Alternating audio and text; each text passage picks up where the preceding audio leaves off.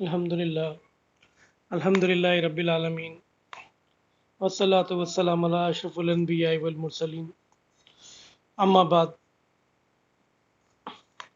अक्सर व बेशतर कुछ दोस्त अहबाब ये सवाल करते हैं कि जो नमाज़ें कज़ा हो गई हैं, जो नमाज़ें गफलत में या किसी वजह से छूट गई हैं, उनकी कज़ा किस तरह से है और उनकी अदायगी किस तरह करनी चाहिए।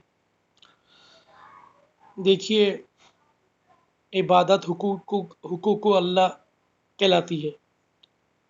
इबादत हुकूक अल्लाह कहलाती है और हुकूक अल्लाह की अदायगी का मतलब ये है कि बालिग होने के बाद से जिन फ़राइज़ को तर्क किया हो और जिन वाजिबात को छोड़ा हो, उनकी अदायगी की जाए। नमाज, रोज़ा, ज़कात, हज वग़ैरह सब की तलाफ़ी करना लाजिम है। क़ज़ा नमाज़ों के बारे में, ज़िंदगी में जो नमाज़ें कसदन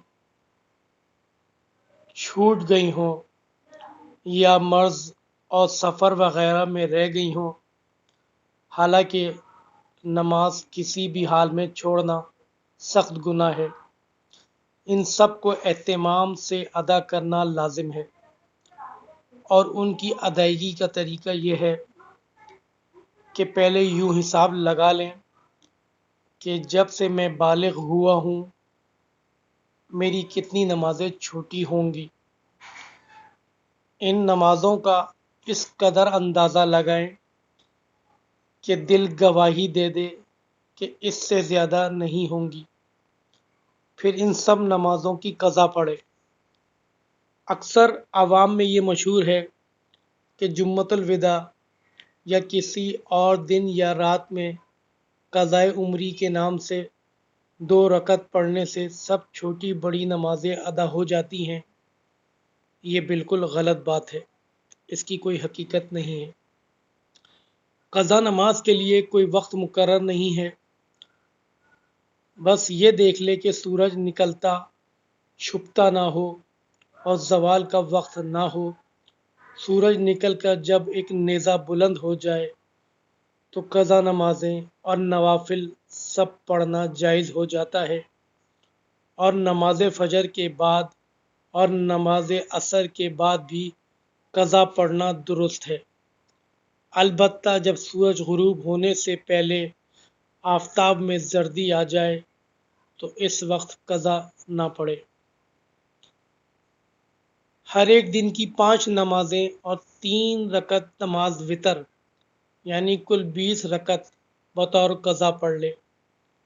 और ये भी मालूम होना चाहिए कि लंबे सफ़र में जो कम से कम 48 मील का हो, जो 4 रकत वाली नमाजें क़ज़ा हुई हों उनकी क़ज़ा 2 ही रकत है, जैसा कि सफ़र में 2 ही रकत वाजिब थीं अगरचे घर में अदा कर रहा हो। और ये भी समझ लें कि जो नमाजें क़ज़ा हुई हों तादाद में सब बराबर हों, क्योंकि बाज़ लोग नमाजें पढ़ते भी रहते हैं छोड़ते भी रहते हैं। बहुत से लोग सफ़र में नमाज नहीं पढ़ते, आम हालात में पढ़ लेते हैं और बहुत से लोग मर्ज़ में नमाज छोड़ बैठते हैं। कुछ लोगों की फ़जर की नमाज़ें ज़्यादा क़ज़ा हो जाती हैं, कुछ लोग असर की नमाज़ें ज़्यादा क़ज़ा कर देते हैं। बस जो नमाज जिस कदर क़ज़ा हुई हो इसका ज़्यादा से ज़्यादा अंदाज़ा लगाकर वो नमाज पढ़ ली जाए। आवाम में एक बात मशहूर है कि ज़ोहर की क़ज़ा नमाज ज़ोहर में ही पढ़ ली जाए और असर की नमाज असर में ही पढ़ ली जाए। ये दुरुस्त नहीं है। जिस वक्त चाहें अदा कर सकते हैं और एक दिन में कई दिन की नमाजें भी अदा हो सकती हैं। अगर क़ज़ा नमाजें 5 से ज़्यादा हो जाएं तो तरतीब वाजिब नहीं रहती, जौन सी नमाज पहले पढ़ ली जाए दुरुस्त हो जाएगी। मसलन अगर असर की नमाज पहले पढ़ ली और ज़ोहर की बाद में पढ़ी तो इस तरह भी अदा हो जाएगी। बहुत से लोग नफिलों का एहतमाम करते हैं और बरसा बरस की कई क़ज़ाए नमाजें उनके ज़िम्मे हैं, इनको अदा नहीं करते। ये बहुत बड़ी भूल की बात है कि पहले फ़र्ज़ का एहतमाम करें, क्योंकि फ़र्ज़ कर्ज़ है।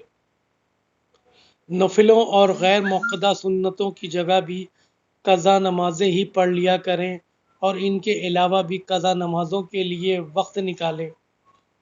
अगर पूरी क़ज़ा नमाज़ों के अदा किए बगैर मौत आ गई तो सख्त ख़तरा है।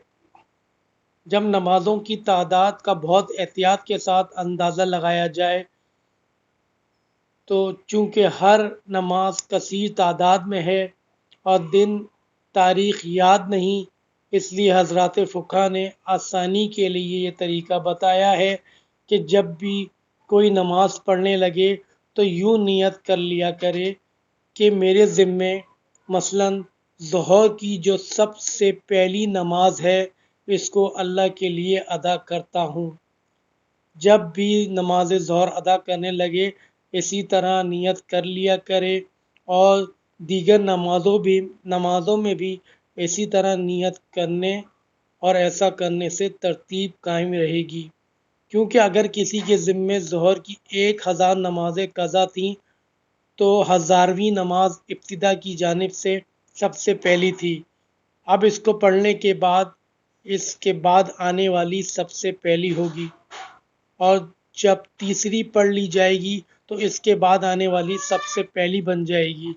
तो क़ज़ा नमाज़ों का यही तरीक़ा है और इसी तरीके से क़ज़ा नमाज़ों को अदा कीजिए। याद रखिए क़ज़ा नमाज़ें पढ़नी ज़रूरी हैं क्योंकि फ़र्ज़ कर्ज़ है। फ़र्ज़ कर्ज़ है और कर्ज़ कब्र में भी माफ़ नहीं है। अल्लाह ताला आपको मुझे हम सबको समझने की तौफ़ीक़ अता फ़रमाए और अमल करने की तौफ़ीक़ अता फ़रमाए। व आख़िरु दअवाना वल हम्दुलिल्लाहि रब्बिल आलमीन।